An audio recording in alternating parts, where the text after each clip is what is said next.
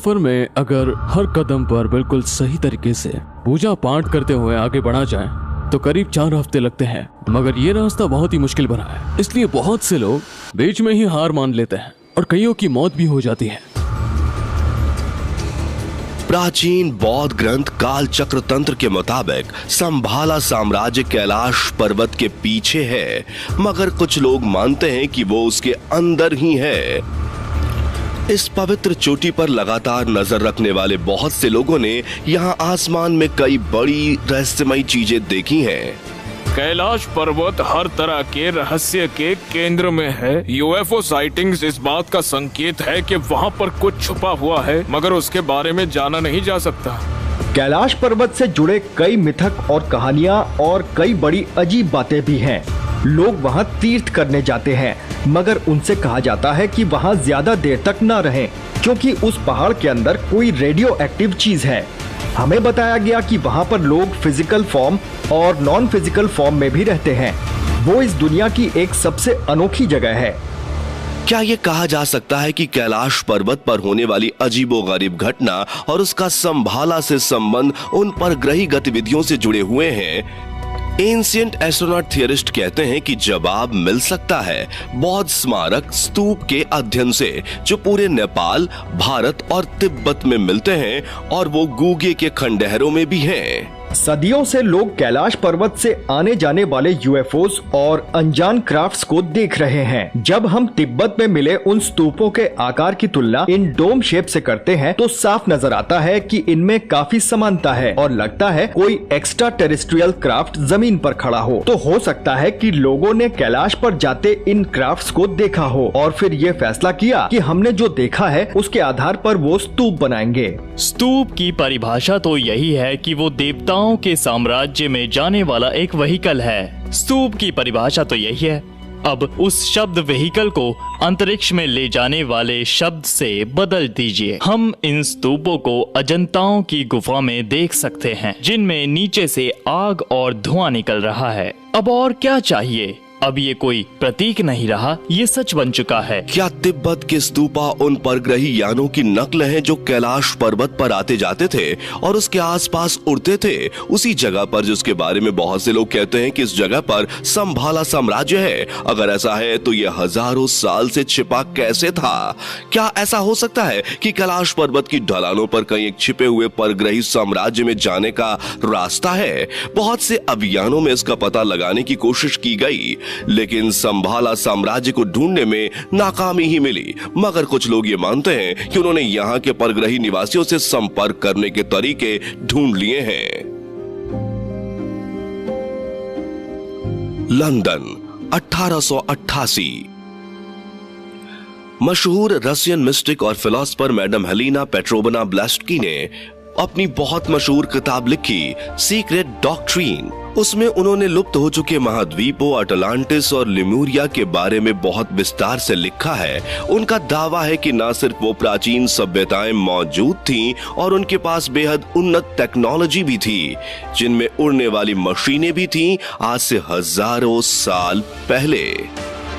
Madam ब्लवात्स्की ने कई बार हमसे कहा था कि ह्यूमन लीनिएज उससे कहीं ज्यादा पुरानी है जितना हम जानते हैं, और अटलांटिस, लमूरिया या प्राइमोर्डियल जैसी सिविलाइजेशंस ने मानव इतिहास की बुनियाद रखी थी, पर वो इजिप्शियन कल्चर, वैदिक कल्चर या दुनिया के किसी भी कल्चर से कहीं ज्यादा पुरानी थी। और उनके हिसाब से वो हमारी ऑकल्ट हिस्ट्री है, जिसे हम या तो भूल गए हैं या तो उसे कभी समझ ही नहीं पाए हैं।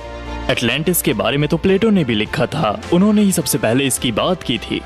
एटलांटिस और लिमोरिया दोनों जगहों पर एक समय पर घना अंधेरा छा गया था। वो लोग एक तरह के काले जादू और एक तरह की हाइपर टेक्नोलॉजी के दीवाने हो गए थे, और यही बात उनके अंत का कारण बनी। मैडम ब्लवात्स्की ने दावा किया था कि इसकी जानकारी उन्हें एक रहस्यमय हस्ती से मिली थी, जिन्हें महात्मा कहते थे, और संस्कृत शब्द महात्मा का अर्थ होता है महान आत्मा। उन्होंने अपना नाम कुटहोमी बताया था और वो तिब्बत में रहते थे। कुटहोमी उनसे टेलीपैथिकली बात करते थे, या यूं कहिए वो उन्हें चैनल करती थी। उन्होंने उनके बारे में जो बताया है उससे तो यही लगता है कि वो एक इटर्नल बाबा, एक इटर्नल सोल थे, और वो शायद एक अमर जीव थे। कई बार तो वो उनके न्यूयॉर्क सिटी वाले घर में भी नजर आए थे, जबकि वो कई हजार किलोमीटर दूर था। सवाल उठता है कि ये मामला क्या था? क्या वो किसी तरह से हिमालय में मौजूद किसी छिपी हुई दुनिया के संपर्क में थी? 1875 में मैडम ब्लवात्स्की ने थियोसॉफिकल सोसाइटी की शुरुआत की थी। उसमें कई बहुत ही अहम थिंकर्स शामिल थे जो ईस्टर्न रिलीजन और ऑकल्ट की खोज करना चाहते थे और एक ऐसा विश्व भाईचारे का माहौल बनाना चाहते थे जो कूट होमी और दूसरे महात्माओं के विचारों पर आधारित हो। थियोसॉफी का मतलब है देवताओं का ज्ञान। थियोसॉफिकल सोसाइटी बहुत कामयाब रही थी और वो काफी पॉपुलर और इन्फ्लुएंशियल भी रही। सिर्फ अकल वर्ल्ड में ही नहीं, वो तो कल्चरल वर्ल्ड में भी काफी इन्फ्लुएंशियल थी। उनके साथ पेंटर मॉन्ड्रियन और वेस्ली कंडल्स की भी जुड़े थे, जो शुरुआती थियोसॉफिस्ट थे। एल फ्रैंक बॉम जिन्होंने ऑज बुक्स लिखी, एम्बर डबलडे जिन्होंने बेसबॉल की खोज की, थॉमस एडिसन जिन्होंने लाइट बल्ब की खोज की, ये सब थियोसॉफिकल सोसाइटी के शुरुआती मेंबर्स थे। हालांकि थियोसॉफिकल सोसाइटी से कई बड़ी नामचीन हस्तियां जुड़ी थी, लेकिन मैडम ब्लवात्स्की ने भारत से आए एक लॉ स्टूडेंट को बहुत प्रभावित किया था जो लंदन में उनसे मिलने गए थे। उनका नाम था मोहनदास गांधी। गांधी ने इसके बारे में लिखा था कि वो मुलाकात उनकी जिंदगी की एक बेहद अहम मुलाकात थी। उन्होंने कहा कि मैडम ब्लवात्स्की ने उन्हें पहली बार यूनिवर्सल ब्रदरहुड की एक झलक दिखाई थी और उसी पर उनकी फिलॉसफी आधारित है। सिर्फ रैडिकल इक्वालिटी ही नहीं, रैडिकल नॉन वायलेंस भी जरूरी है। ये सोचकर ही हैरानी होती है कि किस तरह से एक शख्सियत ने, तिब्बत के रहने वाले एक शख्स ने इसी तरह से ब्लवात्स्की के साथ साइकिकल कॉन्ट्रैक्ट किया और फिर वो उस शख्स तक पहुंच गई जो इतिहास का सबसे मशहूर इंसान बना और वो भारत में ऐसा रेडिकल चेंज लाए जिसका असर पूरी दुनिया पर पड़ा और उन्होंने ब्रिटिश एम्पायर का रूप बदल दिया। क्या गांधी जी की ट्रांसफॉर्मेटिव लीडरशिप और भारत की आजादी एक हद तक तिब्बत के उस रहस्यमय और ज्ञानवान शख्स की देन है? अगर ऐसा है तो वो महात्मा आखिर कौन थे? एंशिएंट एस्ट्रोनॉट थियरिस्ट मानते हैं कि इसका जवाब ऐसे ही एक दूसरे जीव के साथ हुए इनकाउंटर की तफ्तीश से मिल सकता है। New York city 1918। ब्रिटिश ऑकल्टिस्ट और राइटर एलिस्टर क्रॉली एक जादुई अनुष्ठान करते थे जिसका नाम था अमलांट्रा वॉकिंग। उनका दावा था कि उस अनुष्ठान के बाद एक इंटर डायमेंशनल पोर्टल खुल जाता है और तब वो दूसरी दुनिया के जीवों से संपर्क कर लेते हैं। एलिस्टर क्रॉली शायद 20th सेंचुरी के सबसे मशहूर या सबसे बदनाम जादूगर थे। क्रॉली ने एंशिएंट ब्लैक आर्ट को रिवाइव करना शुरू किया था, डार्क आर्ट्स को उनके असली रूप में। वो दूसरी दुनिया के बहुत से जीवों के संपर्क में थे और फिर क्रॉली ने उस शख्स को भी देखा था। उस शख्स को वो लाम कहते थे। क्रॉली के मुताबिक वो शख्स तिब्बत में ऊंचे पहाड़ों पर रहते थे, ठीक उसी तरह से जैसे वो महात्मा जिनके बारे में मैडम ब्लवात्स्की ने बताया था। लाम को तिब्बत में ज्ञान का भंडार माना जाता था और वो भी उन हस्तियों जैसे ही थे जिनके संपर्क में मैडम ब्लवात्स्की थी। क्लोली के मुताबिक वो बड़े ही रहस्यमयी शख्स थे और वो इस दुनिया के जीव लगते ही नहीं थे। एलिस्टर क्राउली ने उस जीव का एक चित्र बनाया था और अगर आप उस स्केच को देखें तो उसे देखते ही एक बात सबसे पहले दिमाग में आती है कि वो एक ग्रे एलियन से काफी मिलते थे। परग्रही जीवों द्वारा अगवा किए गए 70% लोगों ने बताया है कि उन्होंने वैसे ही जीव का सामना किया था और वो बाद में ग्रेज या ग्रे एलियन बन गए। क्या ये कहा जा सकता है कि इन जीवों और तिब्बत के उन मास्टर्स के बीच कोई रिश्ता है जिनकी बात एलिस्टर क्रॉली और मैडम ब्लवात्स्की ने की थी? अगर ऐसा है तो क्या ये इस बात का सबूत है कि तिब्बत में छिपा हुआ परग्रही साम्राज्य है? कुछ एंशिएंट एस्ट्रोनॉट थियरिस्ट मानते हैं कि तिब्बत में परग्रही जीवों की मौजूदगी के कुछ पुख्ता सबूत तो 80 साल से ज्यादा पहले एडोल्फ हिटलर और नाजीज ने ढूंढ निकाले थे। तीस्ता रिवर वैली, भारत, मई 1938। दूसरा विश्व युद्ध शुरू होने से करीब 1 साल पहले जर्मन एक्सप्लोरर और जूलॉजिस्ट अर्नेस्ट कैफर एक नाजी फंडेड एक्सपीडिशन के साथ तिब्बत पहुंचे।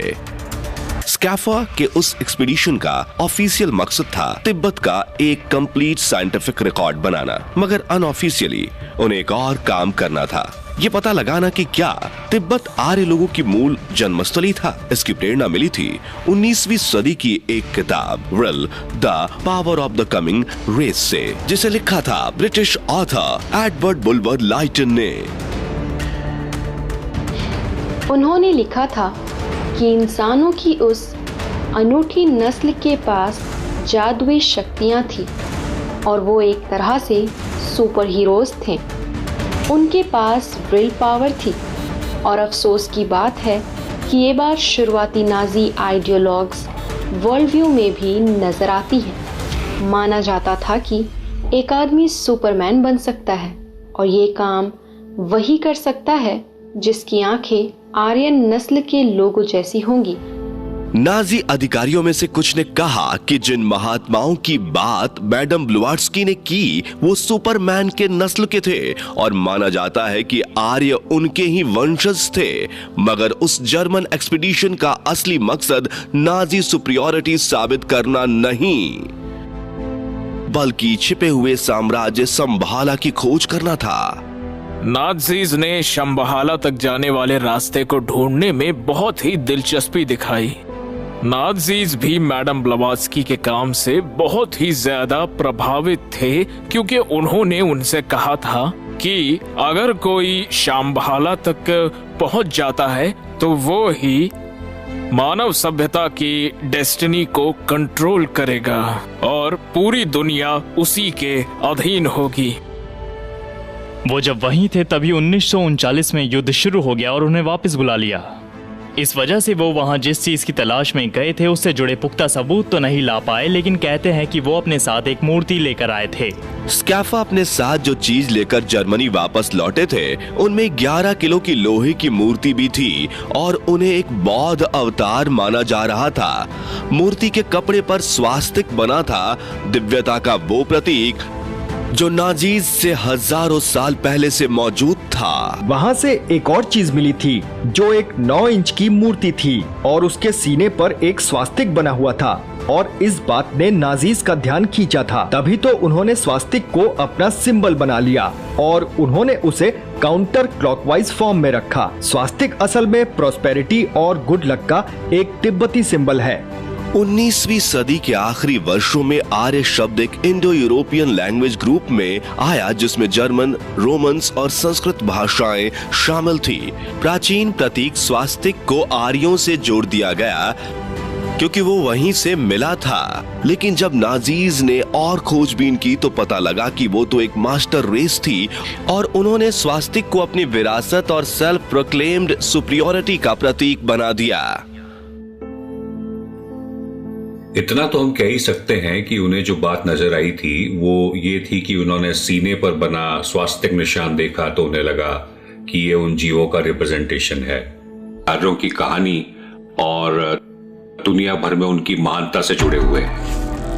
क्या आयरन मैन मूर्ति एक ऐसे महात्मा की है जिनकी बात मैडम ब्लवात्स्की ने की थी? क्या हम कह सकते हैं कि ये इस बात के भी प्रतीक है कि नाजी एक्सपीडिशन शंबाला को ढूंढने के करीब पहुंच चुका था? हालांकि ज्यादातर रिसर्चर्स यही समझने की कोशिश कर रहे हैं कि उस मूर्ति का असली मतलब क्या है, मगर उसकी खोज के 80 साल बाद एक वैज्ञानिक स्टडी से आयरन मैन का एक और दिलचस्प पहलू सामने आया। स्टुटगार्ट यूनिवर्सिटी 2012 जर्मन जियोलॉजिस्ट की एक टीम जिसने नए सिरे से आयरन मैन मूर्ति की जांच की थी, उसने अपने नए नतीजों के बारे में scientific journal meteorites and planetary science में लिखा। उनका कहना था कि वो मूर्ति 11वीं सदी में बनाई गई थी और ये भी पता लगा है कि वो पृथ्वी पर मिलने वाले लोहे से नहीं बनी थी, बल्कि वो बनी थी चिंगा मेटोराइट से।